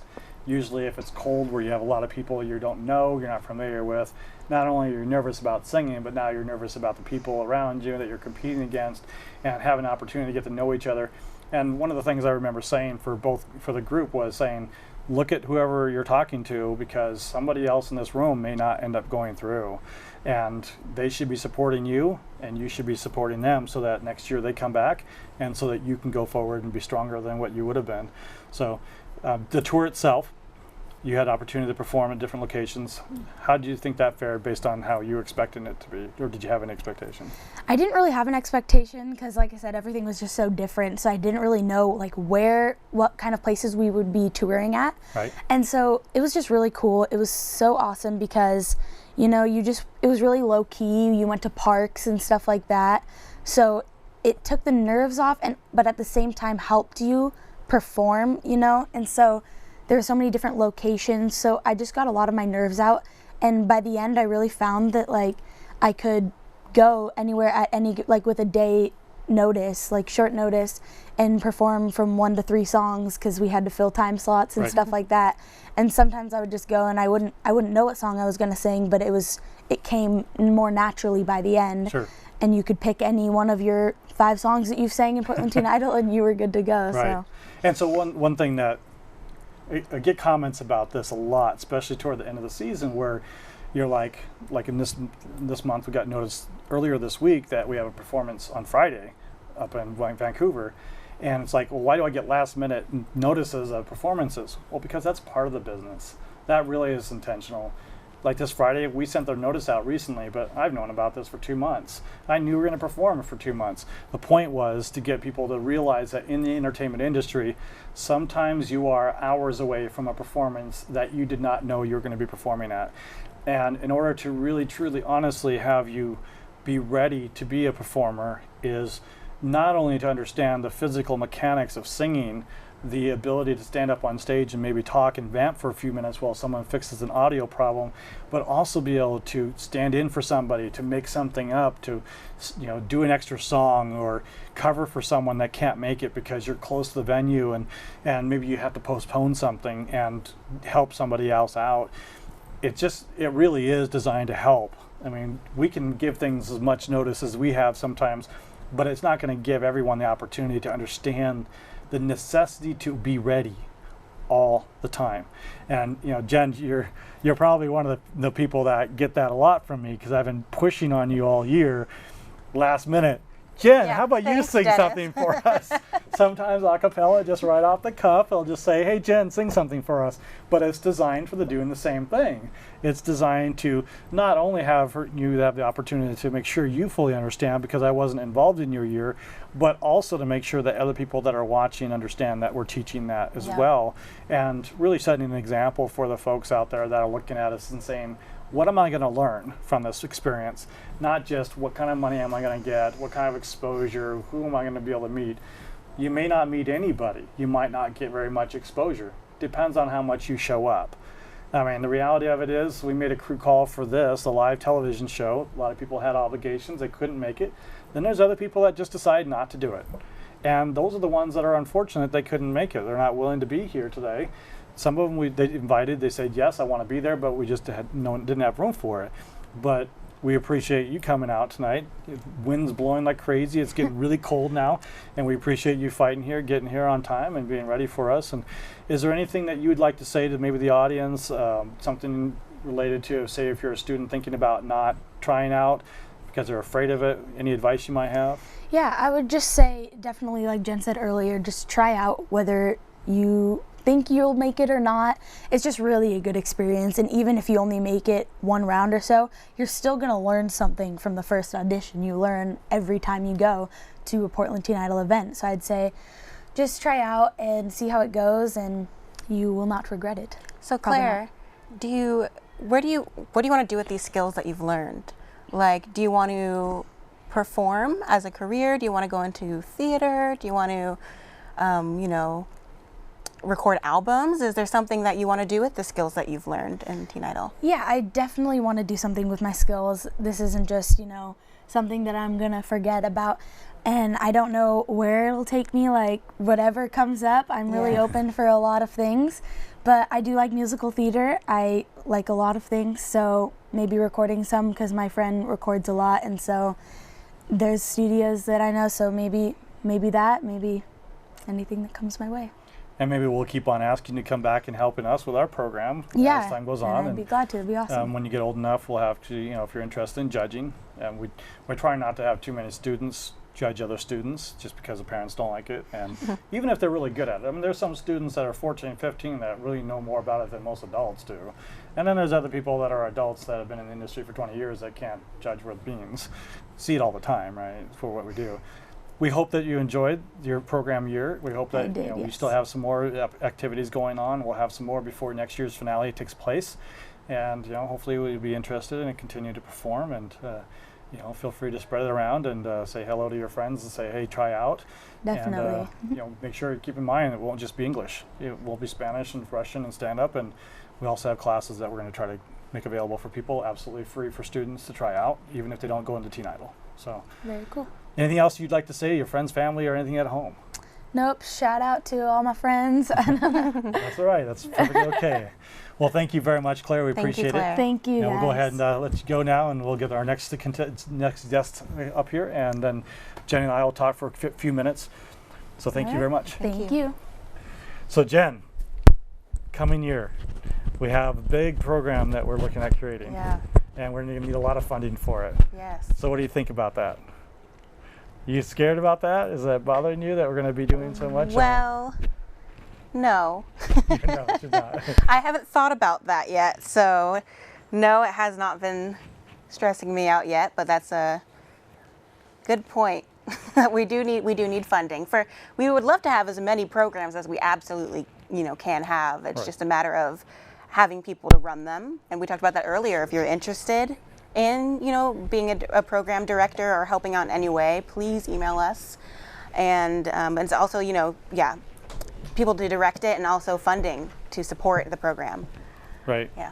And that's the key part too, is that you can have a lot of money but no staff. It's not as helpful. Yeah. If you have tons of staff and no money, it's even worse, because then you got a lot of people standing around going, oh, I wish I could do it, but alas I can't. Which is this year we had tons of volunteers, a lot of people willing to help, and we just unfortunately didn't have funding as a community organization. But we're nonprofit now. We're very excited that we're able to say that we can give a tax deduction for organizations or people that help out with the program. So hopefully, they believe that the arts in the community is worth investing in, and that the Hispanic community and the Russian community are worth investing in, because they're the ones that unfortunately had to suffer with a lack of funding this year. And stand-up comedy, there are several comedy clubs in the city of Portland. We were only able to have it really 1 year, and Alex Milstein, now Max Van Bureau, we changed his name, was very excited to be able to go on tour, perform, go to comedy clubs and perform, and he's going to be on the circuit someday. I just know it. But so the key basically is that from a production standpoint, from a producing side of it, you've had a good look into the actual workings of a program, and it shows you how much is there, right? Yeah. Kind of scary a little bit, and at the same time very exciting, right? It's very exciting, and it's more exciting than it is scary, especially once it's over and you can look back on it. Once it's and over. then all that, all the nerves and all the scariness gets, molded into excitement and being able to be proud of. And it's not just me being, I'm so proud of myself for organizing all of this. No, it's being proud of the program and proud of the students. I mean, and being able to be a part of that makes me proud. And that's very important. And so let's go on and get into our next guest. Yes. We have here Jesse Rosario. He is our third runner-up from this year's program. How are you doing, Jesse? I'm doing great. I'm really happy to be here. How are you guys? Oh, fantastic, Great. Of course. Now, you were here on time, but that's probably because your transportation is somewhat reliable, right? Yeah, well, somewhat. I was here with you, so. You're not supposed to tell everybody. You're supposed to lead into it later on. That's one of the things that we also provide for our students, because if you can't get us to your location all the time, which is also why we have residential requirements, we want to make sure that students get to where they need to go. And fortunately, you're a legal adult, but we have a lot of students that can't drive, or we have people that are so far away that they can't get to the venues. And we're happy to use transportation to go to like the state fair. That's a long distance, or bring folks. You live 2 miles from my house or less, so it's a lot easier. But that's one thing that we offer. I want to talk about you and in the program this year, because you are one of our MVPs for this season, and it's not really a secret. I've mentioned it numerous times, and we'll say it more officially as the years progress. But so, Jesse, you have performed at every single Teen Idol tour performance the entire season. I have. Thank you. Not only was it the English performance, because we had originally hoped to have a Spanish program, we had obligated to have talent at a Spanish performance date for the city of Portland, and you and the Spanish director stepped up and came out and sang before the finale on July 5th, performing. I want to say thank you very much. Make sure it's publicly everyone sees it. Thank you. Yes. Not only for doing what you needed to do as a contestant, but to go above and beyond to do that. Thank you. And I know you don't like having people talk about you publicly, which is why I'm happy to embarrass you myself.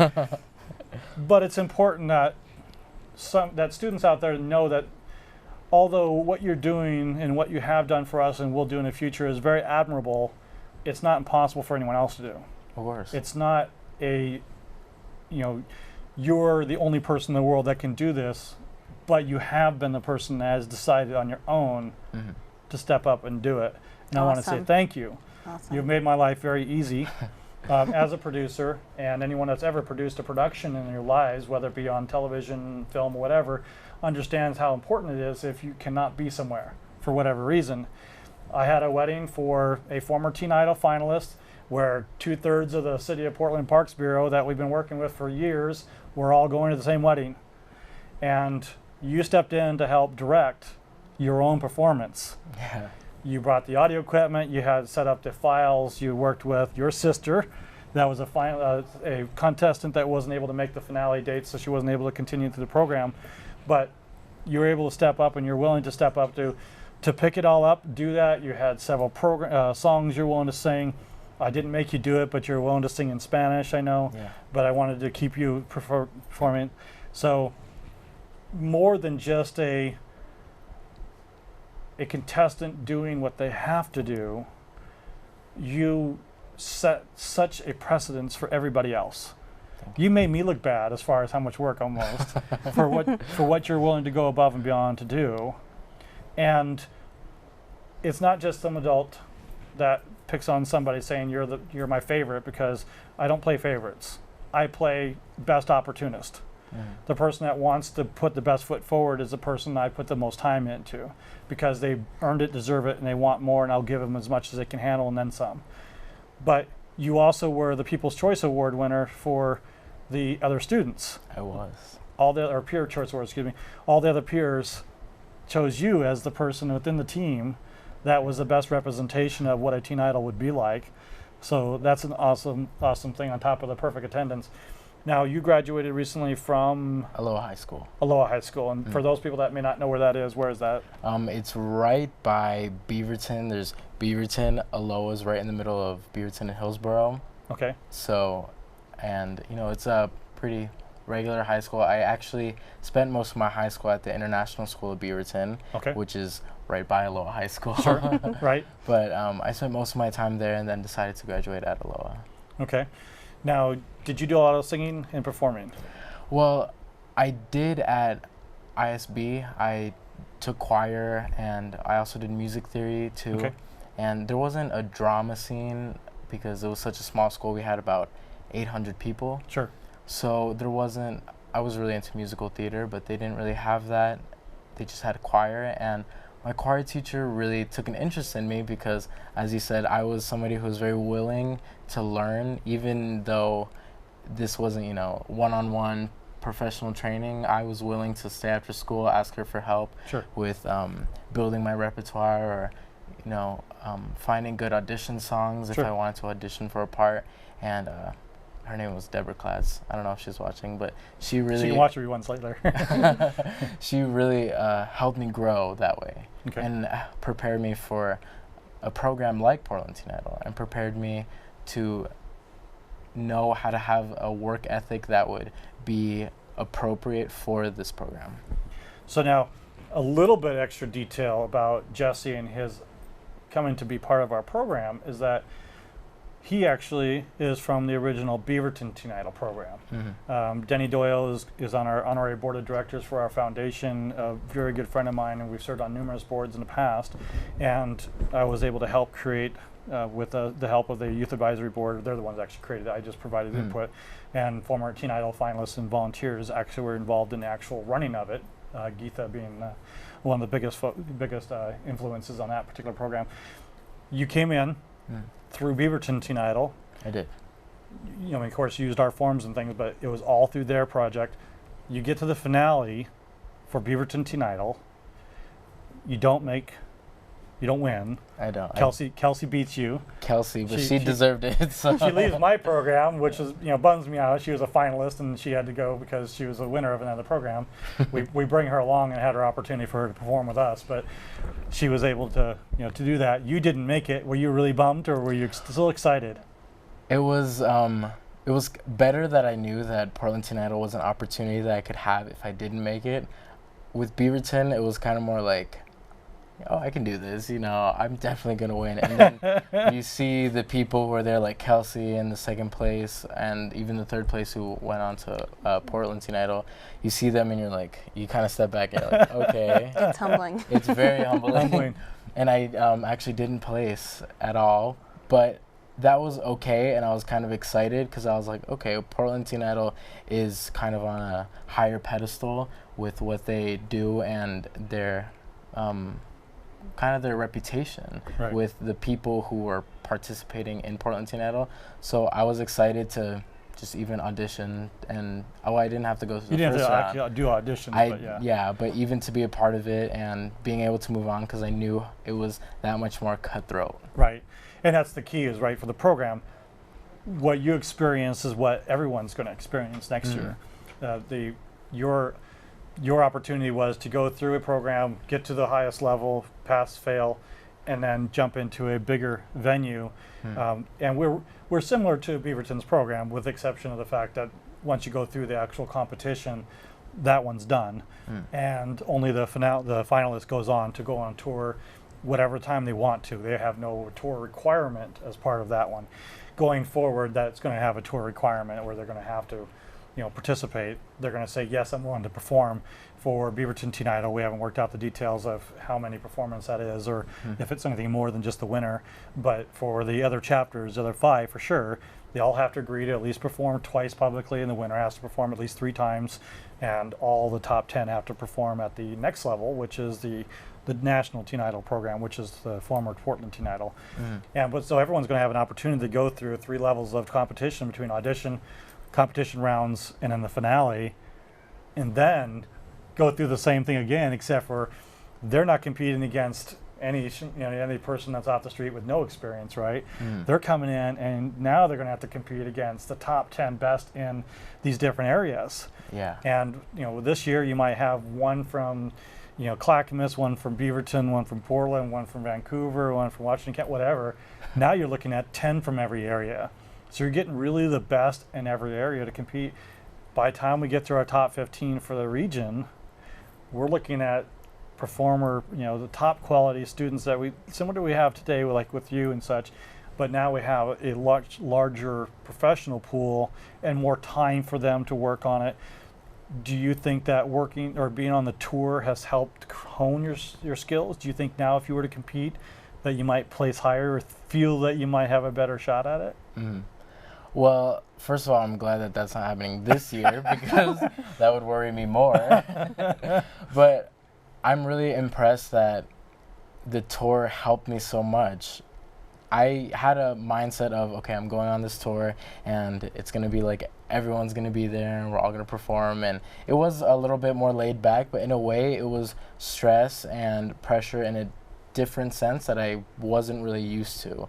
I felt more like a professional because it wasn't me competing with my other peers or me trying to be vocally perfect or look perfect. It was about me doing my best and giving my best even when I had, the day before to prepare.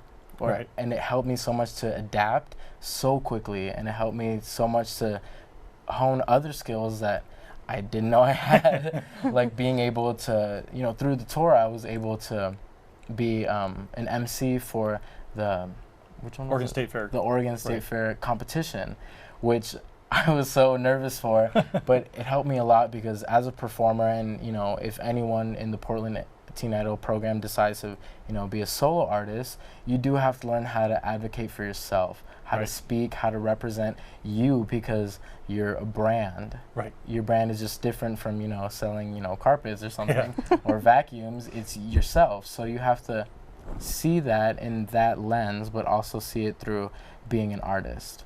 And that's what the tour helped me do in a way that I didn't know it would help me do that. Did you make any good relationships that you clearly probably would never have any opportunity to if you were just to stay in Aloha and in the Beaverton School District? Yeah, of course. I mean, I got to meet Dennis Gleason, who he was one of the Dennis Gleason. The Dennis Gleason. There's more than one of me.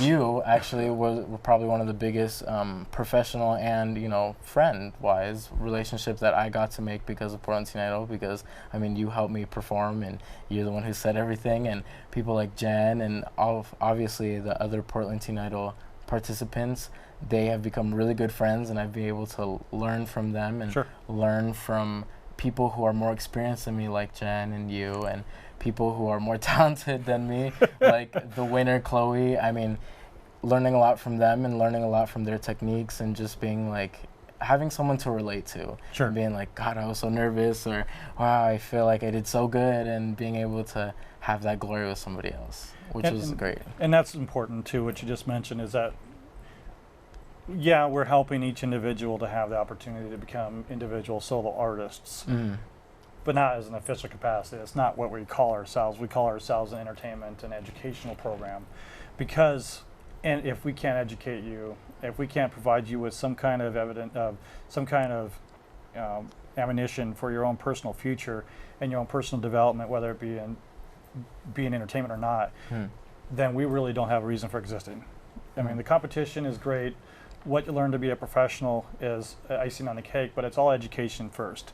And the fact that you've learned so much about yourself, not just growing as an artist, but your own self-development. Like you said, you were MC, even though you're doing it for the state of Oregon for their talent competition. It was because my company and Teen Idol sponsor and help run that event. And we're very fortunate to not only spend 4 years helping with that program, but we also performed, which you did twice as well. But you and other students have done in the past as well, is bring a certain life to every performance, and it really helps the other students that maybe are a little bit nervous to feel a little more comfortable, the ones that maybe aren't there as frequent as the ones that are more dedicated. And it's really great to see that people not only like it, not only learn from it, not only got something out of it, but cherish it, right? And we're hoping that we'll be able to con you into additional support in our future development of the program, both in English and in Spanish, because it's one of our holes. But also, really from an individual and how the Beaverton School District works, we have a majority of our students come from either the Gresham School District or the Beaverton School District. You cut those two different school districts out, we have a much smaller population. You know, when numbers get down to the hundreds of numbers instead of where we're at right now. And we're excited to use those tools, and we're hoping that you'll obviously continue to promote participation at whatever level. Volunteers are still considered participants, even if they aren't singing. Students that try out or are considered participants, people that will actually go out and take a class. We'll have some online classes and demos as well as physical classes. Is there something that you want to say to maybe more on the heritage side of it, you know, other Hispanic people and or people that maybe are seniors in high school that think they don't have time for something like this? Because you're obviously just graduated, so you had to make time for this. So is there anything you'd like to say to those folks that are thinking, you know, I don't have time for this, I just simply cannot make 4 performances in a 8-month period of time or whatever? Well, I would like to say to everyone out there who is thinking about whether you speak English, Spanish, Russian, whether you're doing comedy, anything, this opportunity is rare. And even at the scale that we're at is maybe not considered professional, but the skills that you get from it will take you to a professional level. So, and it is what you make it as well. I mean, I was one of the people among a bunch of people who were part of our season who did work hard and who did decide to take this opportunity seriously. And when you do that and when you take an opportunity, you can go very far, including Spanish, including comedy, including stand-up. So I really encourage and even push those people further to do Portland Teen Idol kind of as like a building block to starting your career, starting your, passion.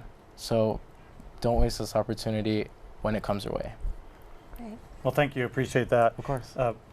Obviously, I've kissed up quite a bit to you, but it's not really kissing up. I mean, it sounds like it, but really, I cherish our friendship too. Being able to give you a rise back and forth quite a bit has had time to actually acclimate with you on a personal level, as well as some other students that are from this year's program. And that is a key, is the more time you spend with folks. And that's also another benefit of being in not just our program. There's other programs out there that will provide you with a classroom experience, have the opportunity to get to know each other and learn. And there's other competitions out there. There's other projects out there that make sure they're safe, that the people that have been background checked that you work with. I mean, I have to go through that every single year with the City of Portland. I do that background check with any of my adults, volunteers that are going to spend any time with their youth, because it's the right thing to do. And there's a lot of shady organizations out there that they honestly don't check. But if you make sure that they're background checked, try out for the stuff. It doesn't matter if it's us. It doesn't matter if it's other people. Go, if you have the ability and financial capability to go get training on how to do interviews or how to perform, take advantage of it. It's not about just go with us and nobody else. That's not how we run our business. So we run our organization based on giving you the opportunity, especially as a teenager. And if you're a parent out there or a grandparent that knows you have a potentially talented individual, whether it be, they could be a television producer or want to be an actor or anything in the entertainment industry. Just because they may not be able to compete for something doesn't mean necessarily we can't give them an opportunity.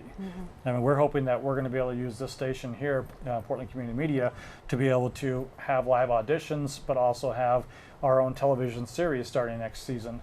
And we're going to need people to help run that. We're going to have people in camera operators. We need people that are willing to be directors and producers, maybe even writers, editors, you name it, graphic artists. We have a whole need, and we want to have as many of those be teenagers as possible. We want them to be able to have the opportunity to showcase their work, teen producers that have done videos or TV shows or music videos or whatever. And so people like you are a good example of what motivation can look like. Now, it's not an easy road. It's not a, because he showed up, he had the opportunity. Sometimes is the case. sometimes showing up does have to happen. Try winning the lottery without buying a ticket. It's possible if someone else buys it or you find it, but it's usually reduces your chances if you just assume you're going to be able to win a lottery without getting a ticket somehow. And people like you guys and several other volunteers that have helped us out over the years. Obviously, thank you to Megan Hope that started the program as first director, and Natalie Calamidi, which was original coordinator for the first years of the program. Jeff Milkus that helped create the original one. Ironically, his daughter graduated from the same high school that my son graduated from. So it's because of people like you that I can sit as a director and say, you know what, the time I put in, the money and effort that I put in, and that literally over 100 volunteers last year put in to support you and to support our community and other teens is worth the effort. You're one of those people where I believe that the little amount of effort from one person can make a difference to a community, but a community can also make a difference in one person's life that will later change the world, and I think you're one of those people. I think you Absolutely. I think you have that in you. So with that, I'm not going to embarrass you anymore today. So is there anything else you'd like to say to your friends, anyone else maybe watching at home, to anything? I just want to say thank you to all the supporters out there who support me, and not only me, but everybody that's part of the Portland Teen Idol program, and everyone who has been there always supporting us and always even funding us. And huge thanks to Dennis and Jen, because you guys are our biggest supporters through all of this. So that's what I want to say. You're very welcome. We're very happy to provide it for you. And again, as we get bigger, we're hoping that the small but very substantial impact that we make on individual youth doesn't change, even if we end up with a larger number of students, because this is why we do it. So one success at a time. So thank you very much. We appreciate you coming out, Jesse. All right, so we're going to go for a few minutes. So Jen and I are just going to talk, and we're going to get our last guest on here. So what do you think about that? Kind of, he sounded like he was getting a little teary-eyed at the end there, did he? I know I did. I tried to chuckle him back there a little earlier, but what'd you think? Do you think we made an impact with him? Well, yeah, I mean, this is why we do this. Right. It's really for the teens. And what we get from it is knowing that we've helped someone. Right. So it's just really nice to hear. Well, one of the things that it's kind of a story I heard. I can't even tell you how long ago it was, but it was a starfish story. Some of you maybe have heard it before, and I'll try to paraphrase it a little bit right now so that people understand why I do what I do. But there was this guy that was on the coast that was actually trying to pick up some starfish, or a girl was on the coast picking up starfish after a big storm. There was millions of them over there. Just so you know, you're in the camera shot. There you go. That's all right. They haven't changed it over to camera 3 yet. That's all right. There was a girl that was on the coast picking up starfish and throwing them in the water, and this guy came along and he was like looking at her with, well, what are you doing? Why are you picking these up? There's millions of starfish along here, and you can't make a really big difference. And she picked up a starfish and threw it in the water, and she said to that starfish it made a difference, kind of nonchalantly. And then she picked up another starfish, and she said to this starfish, I made a difference, threw it in the water. And so that's why I do what I do, and I'm assuming this is probably what you do, the same reason. I know that if there's only one child an entire year, or even in the entire time I run this program, that makes a difference to that one child, I do make a difference. To that one person, it might make them a better person. It might help somebody else in the future, or may pay it forward. There's lots of things that might come out of it. And that's why I do what I do, is I try to want to make sure that I have the opportunity to, make those differences in people's lives, even if it's only one person at a time. So, well, our next guest is coming to sit down with us here. We have Abby Hinojosa. How are you doing, Abby? Great. I'm doing great. She was one of those people that got stuck in our traffic. Everyone loves traffic when it's bad weather and it's dark outside. So welcome to the show. Have you ever been on TV before? No. Actually, yes. America's Most Wanted. No. Oh, sorry. Wrong program. Sorry. What other show were you on before? I was with my 8th grade choir. We went down to this, it was downtown, over by downtown Gresham, I think. And it was we recorded us singing a holiday song, and it was like on air. I never saw it though. You never saw it? I've never seen it, so. You need to search out and look for that. You put her name in the computer and search for it to see if it was there. Was it a television shot? Yeah, with it was. Like a it was exactly channel? like this. It was just like this? Yeah. Okay. So you're excited to be here today? Yes. Kind of nervous a little bit? Kinda. Kinda. So now, Abby, you're one of my students that has come back from previous years. Yes. That you didn't make it. Were you really bummed when you didn't make it through? I was in 7th grade, and I was like, well, I'm competing against like 16 and 15 and 17 and 18-year-olds, and I was like, they have more experience. Right. I'm just 13. So I was bummed, but then I thought, well, I'm just 13, so I think I need to practice and develop the skills that maybe others have. Right. And that's when I went back and I felt like I was ready. Right. And I made it the second time. And to me that was like, okay, yeah, maybe I just need more time. I need to like develop my skills. Sure. So yes, the very first time I was kind of bummed, but then I thought I just need more time. It wasn't my time. Which is a very mature position. Yeah. Every contest since time began, probably, people come in there and a majority of the people say, I don't want to try out again. I didn't make it. I'm done with it. And I applaud you, because there's not a lot of people that do come back every year. I mean, yeah, we've had 4 people that are in this year's competition that have come back again, but that's 4 out of how many people that we had to cut last year. Yeah. That's saying something. And thank you very much for that, because you set a good example to everybody. Yeah. Now, you didn't place at the finale. Were you really bummed about that? Kind of. Kind of bummed? Yeah. But really not. But the people who won definitely deserved it. They were really good. Jessie, Chloe, and Jessica, and everybody who just went was just amazing. Which is the hardest part about the whole program, is you're up against year, that. I felt like it was like really hard. There was a bunch of talent, and it was just like crazy.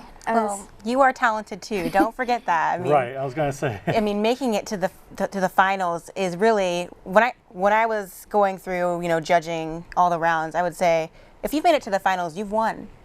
You get to go on tour. I definitely felt like that too. Mm-hmm. I mean, I didn't like beat myself up, but I did feel like I was like, yeah, these people are really good.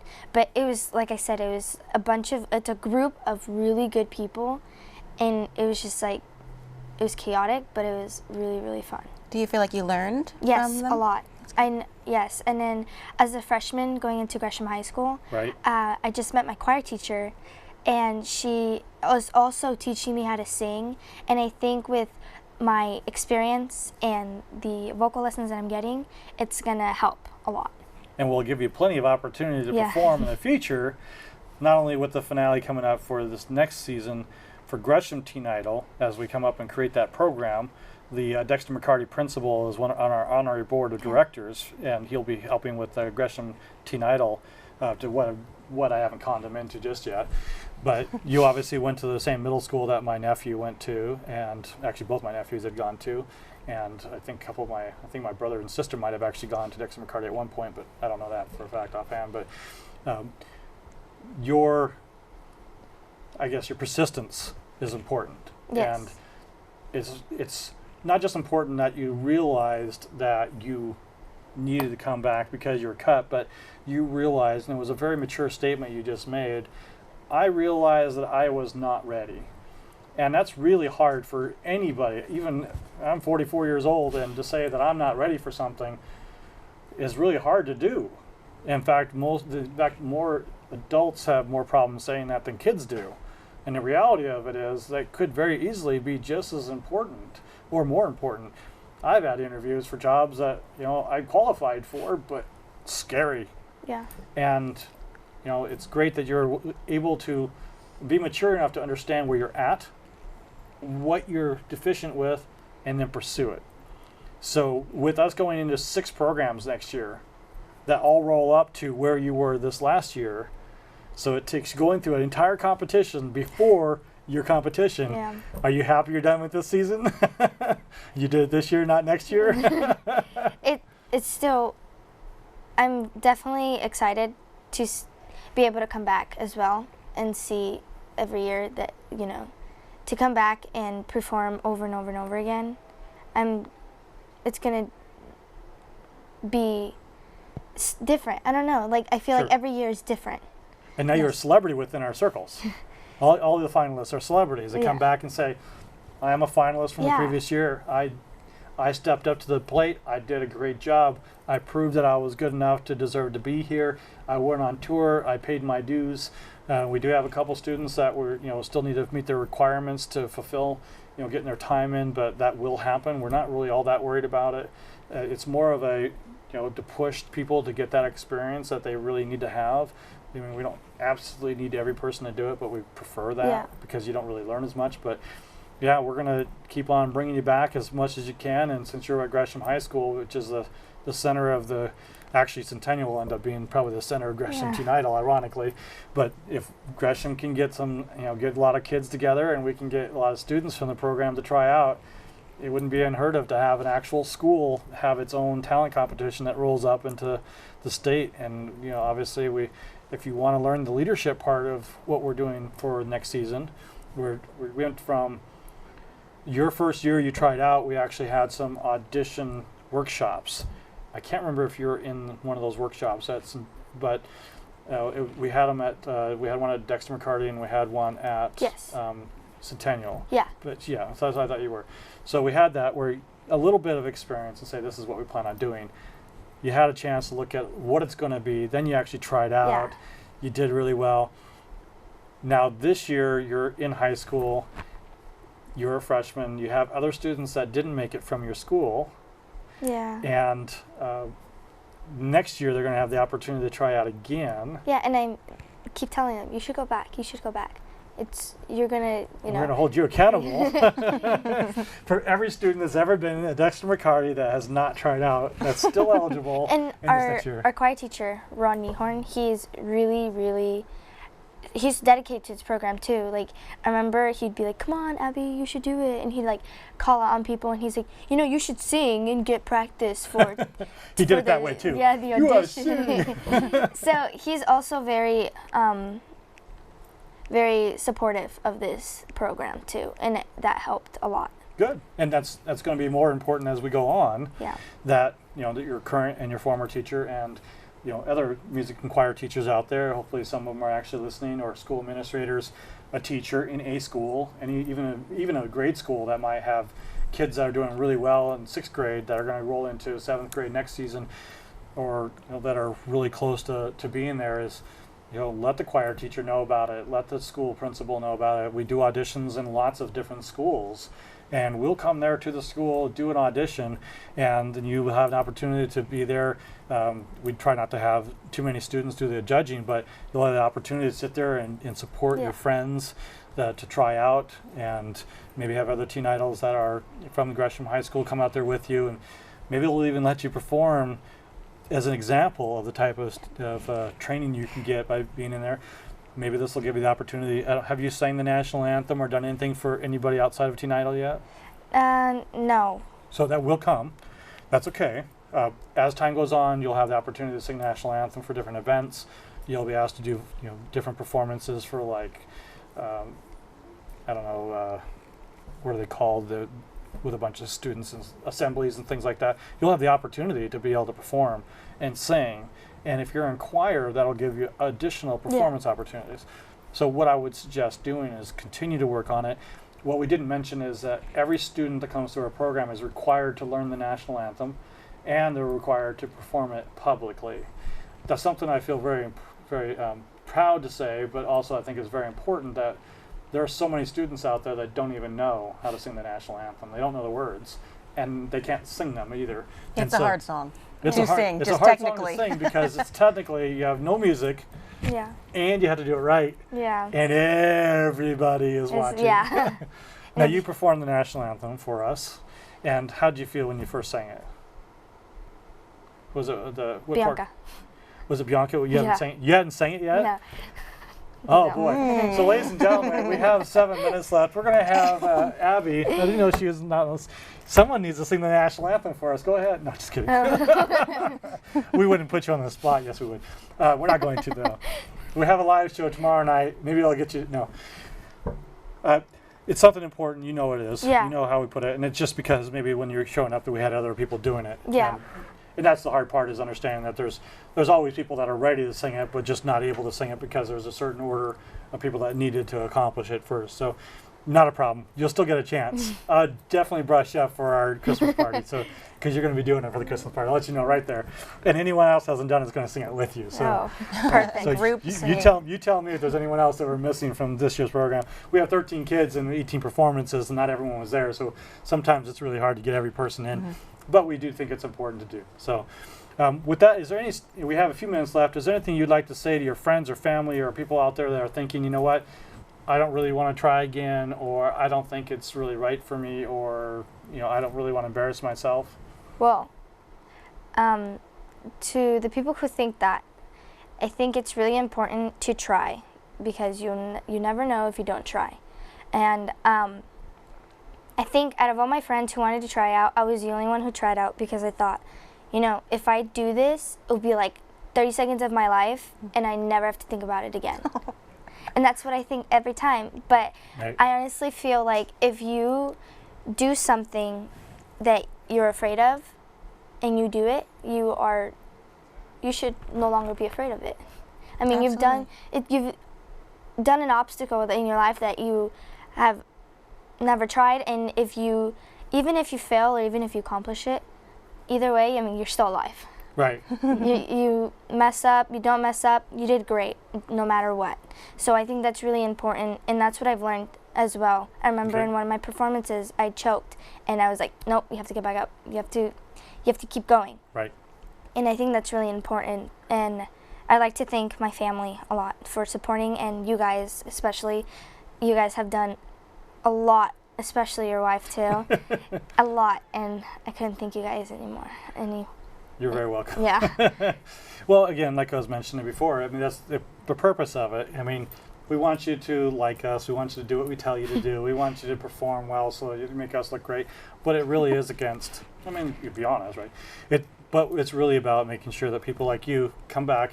We really want to have at least a few students every year to be able to look back 10 years from now, 20 years from now, and say, you know what? I had a great time with Teen Idol. Yeah. Even if they walk away and they don't do another thing again after this season, and this is all they do, they move on, they decide to do other things, or they get busy with other parts of their lives, we're not going to badger people. I mean, if you want to be part of the program, then we'll give you the opportunity. If you don't, there's plenty of people that want opportunity, right? Yeah. And so we hope that that's what some of the students, and yourself, obviously, and the other two that were here today, and other students with the part of the programs, we hope that you can walk away saying, you know what, I learned something. I'll be able to use that for the rest of my life, and I'm just very excited. Yeah. Well, thank you very much for coming. We're going to wrap up the show here in a minute. So go ahead, and you can just sit there. Actually, you can just sit there and wait. We'll be closing the show with you, actually. Yay. So Jen, we have barely over a minute left here. Is there anything else you'd like to say to the audience or anyone that's at home about the program? Yes. I want you to audition for Portland Teen Idol next year, if you are a teenager. If you're a teenager, that's if you are older than teenage age, I am sorry. Come support our performances. Volunteer. You can't really audition. But if you are a teenager, please come audition. I want to hear you sing. I want to, help you with your stage presence and your voice, or just compliment you at how awesome you are. That's what I want to do.